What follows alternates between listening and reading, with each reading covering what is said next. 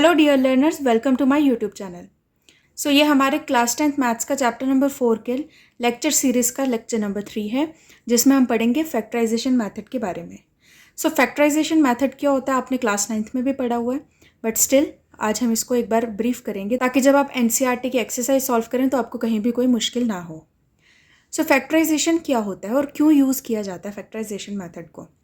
Factorisation method एक ऐसा method है जिससे हम क्वाड्रेटिक इक्वेशंस की सॉल्यूशंस को फाइंड करते हैं। सो क्वाड्रेटिक इक्वेशंस के सॉल्यूशंस क्या होते हैं, सबसे पहले तो हमें ये पता होना चाहिए, फिर हम देखेंगे हमारे पास मेथड क्या है और उस मेथड को यूज़ कैसे किया जाता है। सो जब हम बात करते हैं क्वाड्रेटिक इक्वेशंस के सॉल्यूशन की, तो सॉल्यूशंस का मतलब होता है कि जब आपके पास कोई क्वाड्रेटिक इक्वेशन है तो उसमें जो आपका वेरिएबल है उसकी वैल्यू क्या है उसको हम बोलते हैं सॉल्यूशन। मतलब ये कि अगर आपके पास कोई क्वाड्रेटिक इक्वेशन है और उसमें आपके पास वेरिएबल है x, तो हम उस क्वाड्रेटिक इक्वेशन में x की जगह पे क्या वैल्यू डालें ताकि वो पूरा quadratic equation is equal to 0 के आ जाए। सो एक एग्जांपल से समझते हैं कि सॉल्यूशन का मतलब क्या होता है। लेट्स सपोज हमारे पास एक क्वाड्रेटिक इक्वेशन है 2x² minus 5x plus 3 is equal to 0। ये क्वाड्रेटिक इक्वेशन है। लेफ्ट हैंड साइड पे हमारे पास एक एक्सप्रेशन दिया हुआ है जो कि क्वाड्रेटिक है और राइट हैंड साइड पे इज इक्वल टू 0 लिखा है। मतलब ये कि हम x की अब क्या ऐसी वैल्यू यहाँ पर दोनों जगह पे पुट करें ताकि ये पूरा लेफ्ट हैंड साइड हमारे पास 0 के इक्वल आ जाए, तभी हम बोलेंगे कि वो इक्वेशन जो है सेटिस्फाई करी 0 इज इक्वल टू 0 हो रहा है। तो वो x की जो वैल्यू होती है उसी को बोलते हैं सॉल्यूशन। सॉल्यूशन को और भी कई नाम से जाना जाता है, जैसे हम सॉल्यूशंस की जगह बोल सकते हैं ज़ीरोज़ ऑफ इक्वेशन। तो जब हम बात करते हैं सॉल्यूशंस को और करके हम ज़ीरोज़ ऑफ इक्वेशन भी बोलते हैं, ज़ीरोज़ ऑफ इक्वेशन। सो अगर आपको कहीं भी सॉल्यूशन की जगह ज़ीरोज़ ऑफ इक्वेशन करके लिखा हुआ मिला तो उसका मतलब भी यही होता है कि आपको x की वैल्यू फाइंड करनी है जिसपे कि आपका पूरा क्वाड्रेटिक इक्वेशन जो है 0 के इक्वल आ जाए। सॉल्यूशन कहो या ज़ीरोज़ कहो, बात सेम है। सो अगर हम ये इक्वेशन की बात करें, अगर मैं यहाँ पर x की जगह पर 1 पुट करती हूँ तब चेक करते हैं कि क्या हमारी ये इक्वेशन जो है 0 के इक्वल आ रही है या नहीं। पुट x इक्वल टू 1, तो हमारे पास इक्वेशन बन जाएगी 2 इंटू 1 का square minus 5 into 1 plus 3 is equal to 0। So 2 minus 5 plus 3 is equal to 0। Minus 3 plus 3 is equal to 0 and ये तो 0 के इक्वल आ गया, तो 0 इज इक्वल टू 0। मतलब ये कि x की वैल्यू 1 जो थी वो सेटिस्फाई करी इस इक्वेशन को। इक्वेशन क्या होती है मैंने प्रीवियस लेक्चर में भी बताया था। इक्वेशन मतलब जहाँ पर आपके पास लेफ्ट हैंड साइड के बाद इक्वल टू दे के कुछ आपको वैल्यू दी गई है। तो हमारे पास ये एक्सप्रेशन था, इक्वल टू देख के हमें 0 लिखा हुआ था, तो हमने बताना था कि x की हम क्या वैल्यू ऐसी पुट करें कि हमारा ये जो एक्सप्रेशन है वो सच में 0 के इक्वल आ जाए।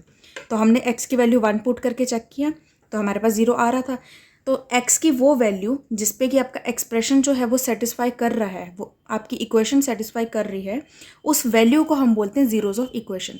सो हम बोलेंगे therefore x equal to 1 is the solution of equation और 1 is the zero of equation। Zero को हम एक और नाम से भी बोलते हैं, रूट्स के नाम से भी। सो अगर हम सॉल्यूशन बोल रहे हैं या ज़ीरोज़ बोल रहे हैं और रूट्स लिख रहे हैं, रूट्स ऑफ इक्वेशन लिख रहे हैं, तीनों का मतलब सेम है। रूट्स का मतलब यही हो गया कि x की वैल्यू बताइए जिस पे कि आपका पूरा जो क्वाड्रेटिक इक्वेशन है वो सेटिस्फाई कर रहा है। ज़ीरोज़ लिखा होगा तब भी मतलब सेम है, सॉल्यूशन लिखा होगा तब भी मतलब सेम है। तो ये मैंने आपको बताया कि सॉल्यूशन का मतलब क्या होता है। अब सॉल्यूशन फाइंड करने के बहुत से मेथड होते हैं। हम इस चैप्टर में 2 मेथड्स के बारे में पढ़ेंगे। पहला मेथड हमारा है फैक्टराइजेशन मेथड, जिसको कि आज हम बहुत डिटेल में समझने वाले हैं। एक और इम्पॉर्टेंट बात है जो आपको सॉल्यूशन से रिलेटेड याद रखनी है, इसको मैं थोड़ा हाईलाइट करके लिख देती हूँ नोट करके, कि किसी भी क्वाड्रेटिक इक्वेशन के एटमोस्ट 2 ज़ीरोज़ ही पॉसिबल है। ज़ीरोज़ मतलब x की सिर्फ 2 ही वैल्यू ज़्यादा से ज़्यादा आ सकती है क्वाड्रेटिक इक्वेशन में। सो क्या बोला मैंने, फॉर अ क्वाड्रेटिक इक्वेशन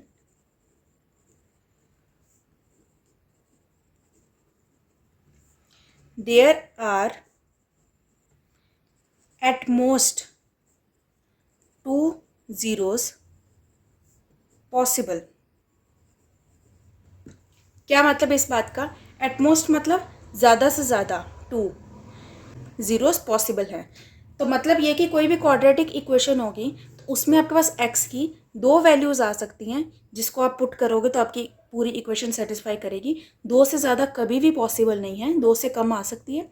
2 से कम का केस भी हम पढ़ेंगे। तो सिंपल सी बात है कि 2 से ज़्यादा कभी भी नहीं आ सकती क्वाड्रेटिक इक्वेशन में ज़ीरोज़, मतलब x की वैल्यूज़। ठीक है, तो ये बहुत इंपॉर्टेंट बात है, इस चीज़ को याद रखना।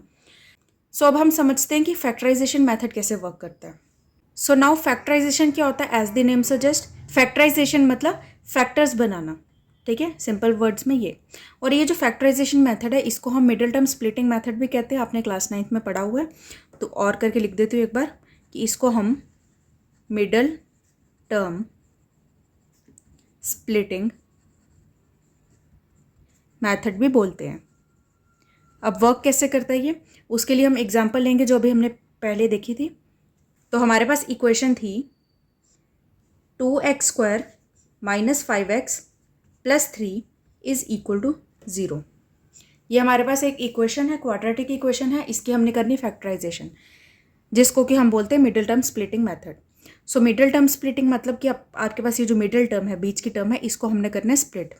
सो कैसे करेंगे? सबसे पहले तो हम इसको कंपेयर करेंगे अपनी जनरल एक्सप्रेशन से, जो कि होता है ax² + bx + c is equal to 0। So on comparing with ax² + bx + c is equal to 0। a की वैल्यू हमें मिल रही है 2, b हमारा है -5 एंड c हमारा है 3। अब हमें क्या करना है? हमारे पास ये जो मिडिल टर्म है हमने इसको देखना है, मतलब हमने x का कोफिशिएंट देखना है जो कि है -5। इस -5 को 2 नंबर्स में स्प्लिट करना है। इस तरह से स्प्लिट करना है कि वो जो 2 नंबर्स हमें मिलेंगे उनको प्लस या माइनस करने पे हमें वापस से -5 मिल जाए, और उन्हीं दोनों नंबर्स को अगर हम मल्टीप्लाई करते हैं तो हमें a इंटू सी मिल जाए। ठीक है, a इंटू सी मतलब 2 इंटू 3 दैट इज 6 मिल जाए। सो a देखना है, a मतलब x² का कोफिशिएंट देखना है, इंटू करना है कांस्टेंट टर्म को। ठीक है, वापस बोलती हूँ क्या करना है हमने b वाली टर्म को, जो कि आपकी मिडिल टर्म है, उसको कंसीडर करना है। इसमें b वाली टर्म को इस तरह से स्प्लिट करना है 2 नंबर्स में कि वो जो 2 नंबर्स हमें मिलेंगे उन दोनों नंबर्स को प्लस करने पे या माइनस करने पे हमें वापस से b मिल जाए जो कि है -5, और उन्हीं दोनों नंबर्स को अगर आप मल्टीप्लाई करते हो तो हमें a इंटू सी मिल जाए, दैट इज़ 2 इंटू 3 मिल जाए, दैट इज़ 6। ठीक है, सो इसको हम कैसे देखेंगे? हम सबसे पहले देखेंगे a इंटू सी हमारा क्या होता है। सो सबसे पहले हम देखते हैं a into C, that is 2 into 3, जो कि है हमारा 6 के इक्वल। अब हमें क्या करना है? हमें इस -5 को स्प्लिट करना है ना, तो -5 को तो हम स्प्लिट नहीं कर सकते इतना ईजिली। हम क्या करेंगे? हम इस 6 को देखेंगे कि ये किस किस टेबल में आ सकता है, मतलब इसके कौन कौन से पेयर्स बन सकते हैं उसको देखेंगे। तो एक पेयर तो हमारे पास ये पहले से बना हुआ है 2 इंटू 3 का। अब ये जो 2 इंटू 3, हमें 2 नंबर्स मिल गए, 2 और एक 3। क्या इन दोनों नंबर्स को प्लस करने पे या माइनस करने पे हमें -5 मिल सकता है? माइनस साइन को थोड़ी देर के लिए भी भूल जाओ, सिर्फ हम 5 पे कॉन्सेंट्रेट करेंगे, फिर हम देखते हैं कि इसको माइनस कैसे बनाया जाए। तो देखो 2 + 3 करेंगे तो हमें 5 मिल जाता है। ठीक है, और 2 इंटू 3 कर रहे हैं तो 6 भी मिल रहा है, 6 मिल रहा है, ये हमारा कंडीशन तो सेटिस्फाई हो गया। 2 + 3 कर रहे हैं तो हमें 5 मिल रहा है, लेकिन हमें क्या चाहिए? -5 चाहिए। अब -5 कैसे आ सकता है? कोई 2 नंबर्स को प्लस करने पे माइनस तब ही आता है अगर आपके पास दोनों नंबर्स में माइनस का साइन लगा हो। मतलब ये कि अगर हमारे पास -2 हो, -3 हो, तो माइनस माइनस प्लस हो जाएगा, तो ये आपका आ जाएगा -5।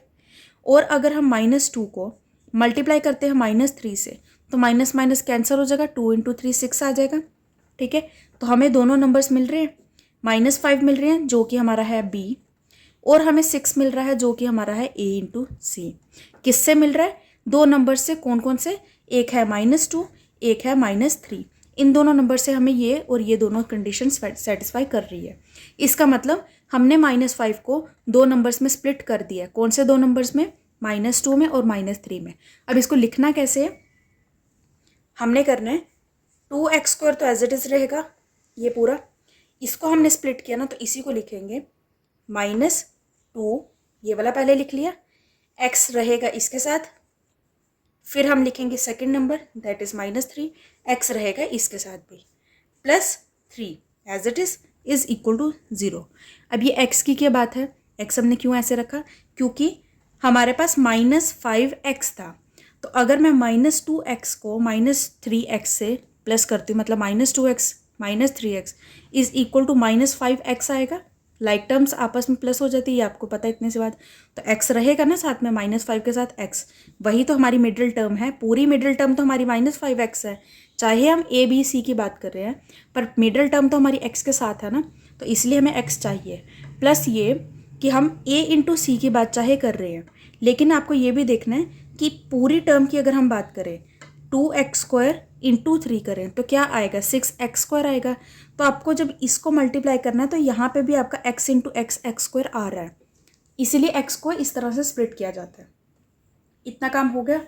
अब आपको क्या करना है, ये जो फर्स्ट 2 नंबर टर्म्स हैं इसमें देखना क्या क्या कॉमन आ रहा है, उसको निकाल के बाकी सबको एज इट इज़ रखना है। सो यहाँ पे फर्स्ट 2 टर्म में 2 कॉमन आ रहा है और x कॉमन आ रहा है, लिख लिया। क्या रह गया यहाँ पे, x रह गया, माइनस यहाँ पे रह गया 1, ठीक है। सिमिलरली दोनों टर्म्स में देखना है इनमें क्या कॉमन आ रहा है, 3 कॉमन आ रहा है, सो हम करेंगे +3। सो अब हमने यहाँ पे 3 कॉमन ले लिया, लेकिन यहाँ पे साइन प्लस का नहीं आएगा, माइनस का आएगा। ऐसा क्यों, मैंने यहाँ पे जानबूझ के पहले प्लस लिखा ताकि आपको मैं बता सकूँ कि गलती कहाँ पे होती है और हम क्यों यहाँ पे प्लस की जगह माइनस लिखना चाहते हैं। हम माइनस इसलिए लिखना चाहते हैं क्योंकि जब मैं इसमें से कॉमन निकालूंगी, इन दोनों में से -3 को कॉमन ले लिया तो क्या रह गया, यहाँ पे x रह गया पॉजिटिव का, क्योंकि माइनस को मैं कॉमन ले चुकी हूँ, और यहाँ पे क्योंकि प्लस था लेकिन मैंने माइनस कॉमन लिया है तो यहाँ पे आ जाएगा -1, ये चीज़ आ गई। और हमें देखना है कि यहाँ पे ये जो कॉमन आया ना ब्रैकेट के अंदर x-1, वही चीज़ यहाँ पे भी आए कॉमन x-1, इसीलिए -3 हमने कॉमन लिया। अगर मैं +3 कॉमन लेती तो भी कोई बात नहीं थी, होना क्या था, यहाँ पे x की जगह x के साथ आ जाना था माइनस, क्योंकि इस टर्म में -3x है तो 3 मैंने कॉमन ले लिया तो -x रह जाना था, तो यहाँ पे आ जाना था माइनस, यहाँ पे आ जाना था प्लस, तो वो बन जाना था आपका -x + 1, और यहाँ पे है x-1, तो वो दोनों टर्म्स जो हैं वो सेम नहीं हैं, हमें सेम बनानी है, इसीलिए मैंने -3 को कॉमन लिया, इज़ इक्वल टू 0। अब ये x-1 क्यों कॉमन होना चाहिए, दोनों में सेम क्यों होना चाहिए, क्योंकि अब ये जो पूरी टर्म है ना इसमें से मुझे कॉमन निकालना है। ये आपकी एक टर्म बन गई है पूरी की पूरी, 2x जो है मल्टीप्लाई कर रहा है ना इस पूरे के साथ, तो ये एक टर्म है, और यहाँ पे ये जो है आपकी दूसरी टर्म है -3 इस पूरे के साथ मल्टीप्लाई कर रहा है, तो 2 टर्म्स में क्या कॉमन आ रहा है, x-1 कॉमन आ रहा है, उसको निकाल लेते बाहर, x-1 क्या रह गया, 2x रह गया जिसके साथ x-1 मल्टीप्लाई करा था वो रह गया, -3 रह गया जिसके साथ x-1 मल्टीप्लाई करा था, इज़ इक्वल टू 0। अब समझ आया क्यों x-1 सेम होना चाहिए दोनों में, क्योंकि हमें कॉमन निकालना है, कॉमन तभी निकलेगा जब जो कोई चीज़ सेम होगी, ये चीज़ हो गई। अब इसका क्या मतलब है, ये है फर्स्ट टर्म, ये है सेकंड टर्म, दोनों टर्म्स मल्टीप्लाई करके 0 के इक्वल बना रही है, इसका मतलब दोनों टर्म्स में से कोई एक टर्म 0 के इक्वल होगी, तभी तो 0 इंटू कुछ भी करो तो 0 के इक्वल आता है, तो इसका मतलब ये कि x-1 0 के इक्वल हो सकता है और 2x-3 0 के इक्वल हो सकता है, ठीक है। ये चीज़ समझ आ गई। सो अब हम इसको सॉल्व करेंगे और x की वैल्यू निकालेंगे।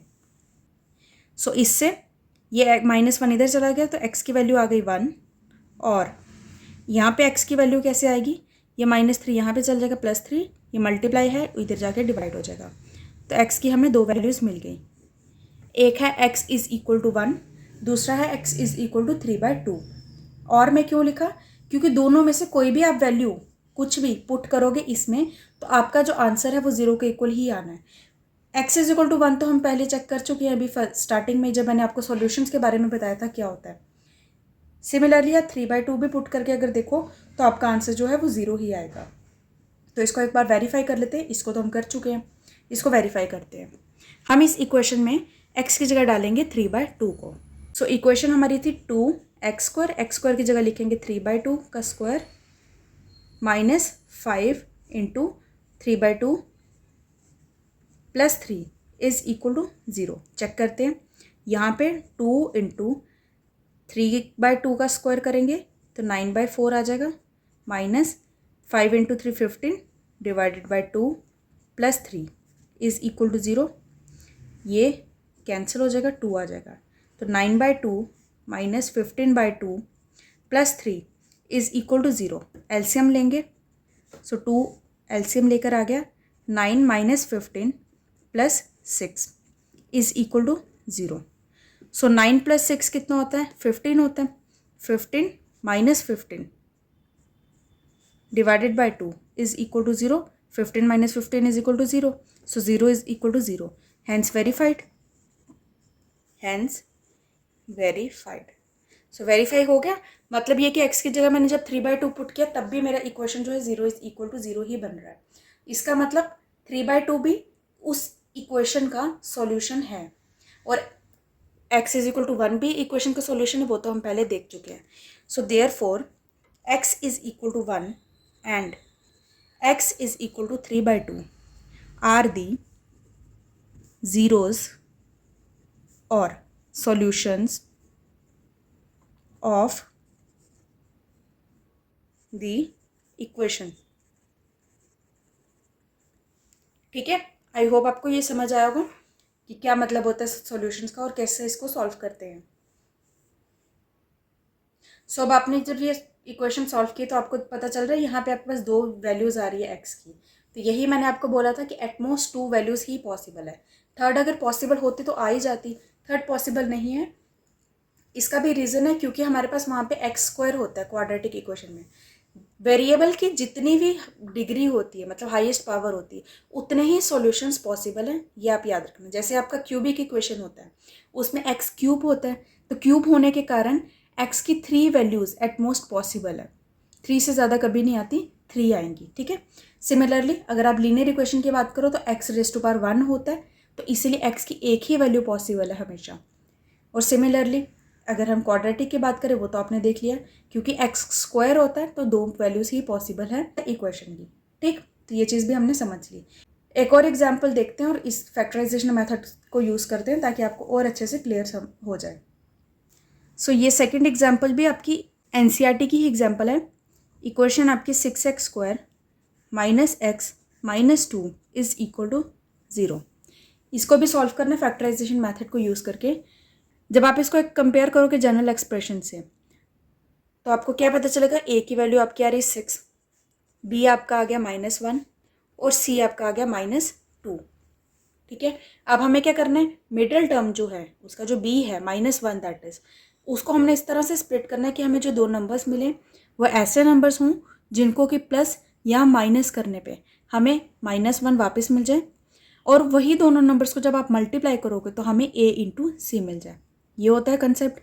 पर इसको हम कैसे देखेंगे, सबसे पहले हम देखेंगे a इंटू सी है क्या, हमें चाहिए क्या मल्टीप्लाई करके। सो a इंटू सी हमारा है 6 इंटू -2 इज इक्वल टू -12। अभी के लिए माइनस साइन को थोड़ी देर के लिए इग्नोर करो। सिंपल आप देखो कि आपका नंबर क्या आ रहा है, a इंटू सी करके 12 आ रहा है। क्योंकि साइंस को तो हम बाद में भी एडजस्ट कर सकते हैं, पर हम पहले देखेंगे हमें नंबर कौन सा चाहिए। नंबर चाहिए हमें 12। सो अब देखते हैं कि 12 हमारा किस किस तरह से पॉसिबल है। सो फर्स्ट केस तो हमें यहाँ पे पता चल गया 6 और 2 दो नंबर्स मिल रहे हैं जिसको मल्टीप्लाई करके हमें मिल रहा है 12। सो हमने यहाँ पे देखना है कि 6 और 2 को प्लस करने पे या माइनस करने पे हमें 1 मिल सकता है, नहीं मिल सकता। तो हम सेकंड देखते हैं, 12 और कैसे आ सकता है, 1 इंटू 12 करके आ सकते हैं, इज इक्वल टू 12 कर सकते हैं। ठीक है, लेकिन 1 इंटू 12 में 1 और 12 को प्लस करो या 1 और 12 को माइनस करो आपस में, तो हमें 1 नहीं मिल सकता, बी वाली टर्म नहीं मिल सकती। और कैसे पॉसिबल है नंबर, 3 इंटू 4 करते हैं तो 12 आ जाता है।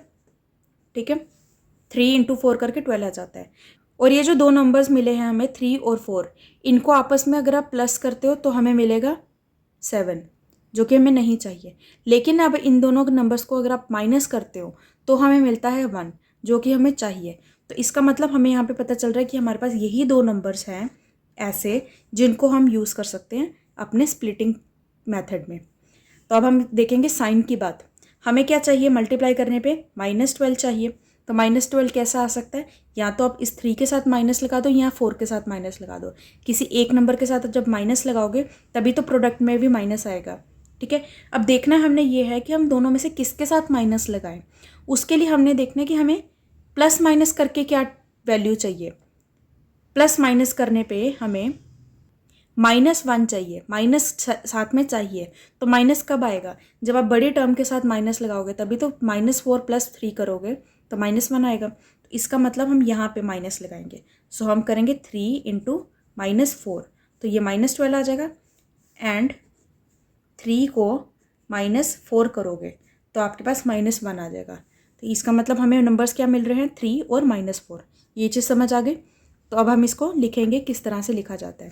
सो हम लिखेंगे 6x² तो एज इट इज़ रहेगा, -x के जगह पे हमने लिखना है +3x - 4x -2 = 0। ठीक, जब आप इन चीज़ों की प्रैक्टिस करोगे बहुत सारी तो आपको ये इतना सब कुछ लिखने की ज़रूरत नहीं पड़ेगी। आप देखकर थोड़ा सा कैलकुलेशन करके बता सकोगे कि आपको कौन से 2 नंबर्स फाइंड करने हैं। तो आप फिर उन दोनों नंबर्स को यूज़ करके सीधा लिख के आप सॉल्व कर सकते हो। ठीक है, तो प्रैक्टिस के साथ आपका ये चीज़ ठीक हो जाएगी। सो अब हमने क्या करना है, इन दोनों नंबर्स में से कॉमन निकालना है जितना भी निकल रहा है। सो निकल रहा है हमारा 3x, क्या रह गया 2x +1। यहाँ पे क्या कॉमन निकल रहा है? -2। माइनस क्यों मैंने कॉमन निकाला? क्योंकि मुझे पता है दोनों में से माइनस कॉमन निकालूंगी तो बीच में हमारा प्लस आ जाएगा। तो यहाँ पे भी प्लस ही है, मुझे सेम चाहिए ना। सो -2 कॉमन ले रही तो क्या रह गया 2x और यहाँ पे +1 = 0। अब ये पूरे में से कॉमन क्या है? 2x + 1। सो 2x + 1 को लिख लेते हैं। 2x + 1 क्या रह गया 3x - 2 = 0। अब आपके पास ये 2 नंबर्स मिल गए हैं, दोनों को मल्टीप्लाई करने पे 0 आ रहा है। तो मतलब या तो ये 0 होगा या ये 0 होगा, कुछ एक 0 होगा तभी तो प्रोडक्ट आपका 0 के इक्वल आ रहा है। तो हम क्या करेंगे 2x + 1 = 0 और 3x - 2 = 0। सो x = -1/2 और x = 2/3। सो ये वैल्यूज़ आ गई हमारी। x की वैल्यू -1/2, x की वैल्यू 2/3। ठीक है, सो ये हमने 2 वैल्यूज़ निकाल दी। चाहो तो आप इसको वेरीफाई कर सकते हो। कैसे? x की यही वैल्यूज़ को 1/1 करके पुट करोगे आप अपने इक्वेशन में। तो जब आप इक्वेशन में पुट करोगे तो आपको यहाँ पे लेफ्ट हैंड साइड पे भी 0 ही बन जाएगा।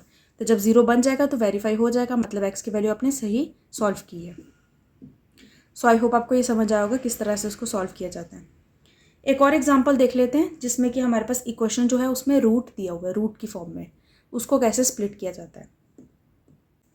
सो इक्वेशन हमारी है 3x² - 2√6x + 2 = 0। ये आपके पास एक क्वाड्रेटिक इक्वेशन है जिसमें कि आपके पास मिडिल टर्म में रूट दिया है। सबसे पहले तो आपको देखना है आपका मिडिल टर्म क्या है। मिडिल टर्म है आपके पास 2√6। प्लस माइनस की बात हम बाद में करेंगे, पहले हमें चाहिए नंबर्स जिनको हम स्प्लिट करके कुछ वैल्यू निकाल सकें। सो हमारे पास मिडिल टर्म है 2√6 और मल्टीप्लाई करके हमें क्या चाहिए 3 × 2 दैट इज़ 6 चाहिए। सो हमें चाहिए 6। ठीक, अब 6 किस तरह से आ सकता है? 6 आपका आता है 1 × 6 करके = 6 आ जाता है।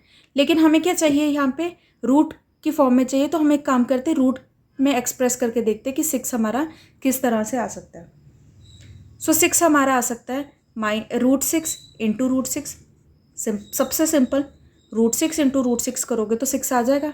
अब ये जो √6 और √6 है, इन दोनों को अगर आप प्लस करोगे √6 + √6 तो 2√6 आ जाएगा प्लस करने पे। ठीक है, और मल्टीप्लाई करने पे तो 6 आ रहा है। हमें क्या चाहिए 2√6 ही चाहिए ना प्लस करने पे। दो नंबर्स को प्लस करने पे 2√6 चाहिए और दोनों नंबर्स को मल्टीप्लाई करने पे 6 चाहिए।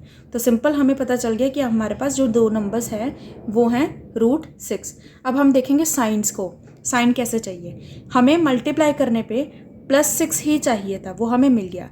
लेकिन हमें प्लस करने पे माइनस का 2√6 चाहिए। तो जब आपको प्लस करने पे माइनस का चाहिए होता है साइन, लेकिन मल्टीप्लाई करने पे प्लस चाहिए होता है, इसका मतलब होता है कि आपको यहाँ पे दोनों जगह पर माइनस लगा देना है, क्योंकि माइनस इंटू माइनस ही प्लस आता है, और माइनस माइनस करोगे तो माइनस का साइन साथ में आ जाता है। सिंपल। सो ऐसे आपको इजीली समझ आ गया कि हमने कौन से दो नंबर्स फाइंड करने थे। हो गए हमारे दो नंबर्स फाइंड। अब हम इसको लिखेंगे। सो हमारे पास 3x² तो एज इट इज़ रहेगा। -2√6 को हम कैसे लिखेंगे?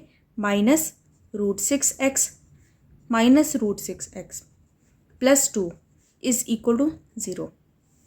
अब हमें देखना है इसमें से कॉमन क्या निकलेगा। अब ये टर्म है आपकी 3, ये है √6। √6 को मैं √3 इंटू √2 लिख सकती हूँ, √6 आ जाएगा। ठीक है। अब अगर मैंने √3 इंटू √2 लिखा, ये ईजी हो गया। क्यों ईजी होगा? क्योंकि यहाँ पे है मेरा 3 को मैं √3 इंटू √3 लिख सकती हूँ। ठीक। तो दोनों नंबर्स हमें मिल गए, दोनों में से हमें क्या कॉमन निकालना है? √3 को हम कॉमन निकाल सकते हैं। सो दोनों में से हम क्या कॉमन निकालेंगे? √3x। क्या रह जाएगा? √3x रह जाएगा, और यहाँ पे क्या रहेगा? -√2x। ठीक है, √2 रह गया था ना, √3 तो हमने कॉमन ले लिया। सिमिलरली यहाँ पे हम माइनस कॉमन लेंगे। माइनस क्यों कॉमन ले रही हूँ? क्योंकि यहाँ पे देखो इसके साथ माइनस है, यहाँ पे है प्लस, तो यहाँ पे अगर मैं माइनस कॉमन लूँगी तभी यहाँ पे माइनस आएगा। ये थोड़ी बातें आपको प्रैक्टिस के साथ समझ आएगी। सो माइनस ले लिया, लेकिन अब हमें करना है कॉमन निकालना है। √6 का मैंने आपको स्प्लिट करके बता दिया कि √3 इंटू √2 होता है। 2 को हम कैसे लिख सकते हैं? √2 इंटू √2 लिख सकते हैं, जैसे √3 इंटू √3 लिखा था। तो दोनों में से √2 को मैं कॉमन ले सकती हूँ, तो मैं करूँगी √2 को कॉमन ले लूँगी। क्या रह जाएगा यहाँ पे? √3x, और यहाँ पे क्या रह जाएगा? -√2। यहाँ पे ये x मैंने गलती से लिख दिया, ये x कॉमन ले चुके थे इसमें, तो यहाँ पे नहीं आना था। Is equal to 0। अब यहाँ पे आपके पास पूरे सब में क्या कॉमन आ रहा है? कॉमन आ रहा है आपका √3x -√2। क्या रह जाएगा? √3x -√2 is equal to 0। So √3x -√2 is equal to 0, और √3x -√2 इज इक्वल टू 0। देखो यहाँ पे ये दोनों सेम ही आ रही है। सो x की वैल्यू आ जाएगी √2/√3, यहाँ पे भी x की वैल्यू आ जाएगी √2/√3।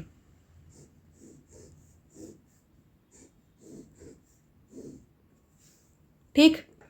अब आप एक चीज़ देख रहे हो, यहाँ पे आपके पास x की एक ही वैल्यू है। एक्चुअल में 2 बार निकाली है चाहे, पर वैल्यू तो वही है ना, √2/√3। यहाँ पे भी √2/√3। तो क्या मतलब इसका? कि इस इक्वेशन में एक ही वैल्यू पॉसिबल है, जिसको पुट करने पे आपका जो सॉल्यूशन है पूरा 0 के इक्वल आ जाएगा। मतलब इक्वेशन आपकी 0 के इक्वल बन जाएगी। एक ही सॉल्यूशन पॉसिबल है। ये थी एग्जाम्पल, जिसमें पता चल रहा है कि आपके किसी भी क्वाड्रेटिक इक्वेशन में 2 से कम जीरोस भी पॉसिबल हो सकते हैं। ज़रूरी नहीं कि 2 ही आंसर्स आएंगे, 2 अलग अलग आंसर आएंगे, 2 सेम आंसर भी आ सकते हैं। 2 सेम का मतलब x की एक्चुअल में एक ही वैल्यू पॉसिबल भी हो सकती है। इसीलिए मैंने वो स्टार्टिंग में स्टेटमेंट लिखी थी कि एटमोस्ट 2 जीरोस पॉसिबल है। एटमोस्ट का मतलब ज़्यादा से ज़्यादा, पर इसका मतलब ये नहीं कि 2 ही पॉसिबल है, 2 से कम भी पॉसिबल है। उसकी एग्जाम्पल यहाँ पर है, 2 से कम पॉसिबल है, एक ही पॉसिबल है। हमने 2 बार बस रिपीट करके लिखा है, क्योंकि 2 बार ऐसा बना है फैक्टर्स करके। x की वैल्यू तो एक ही है ना। तो ये बहुत इंपॉर्टेंट एग्जाम्पल थी, जिसमें कि आपको एक तो रूट के बारे में पता चल गया कि रूट की स्प्लिटिंग कैसे की जाती है। दूसरा आपको पता चल गया कि हमारे पास 2 से कम सॉल्यूशंस भी पॉसिबल होते हैं, वो आपने यहाँ पे देख लिया। ठीक है। सो नाउ आई होप आपको बहुत अच्छे से सारा समझ आ गया होगा कि स्प्लिटिंग कैसे की जाती है, और स्प्लिटिंग के साथ साथ आपको सॉल्यूशंस का मतलब भी पता चला होगा, और जो भी प्रॉपर्टी है क्वाड्रेटिक इक्वेशन से रिलेटेड वो भी आपको समझ आ गई होगी। So that's all for today. I hope आपको ये वीडियो यूजफुल लगी होगी। अगर लगी है तो अपने सभी फ्रेंड्स के साथ शेयर करो, and do hit the like button, and also subscribe my channel for upcoming videos. Stay tuned for the next video, that is हमारी एक्सरसाइज 4.2, जिसमें कि हम इसी को यूज़ करके सॉल्व करेंगे क्वेश्चंस को। So till then take care, bye bye, thank you so much.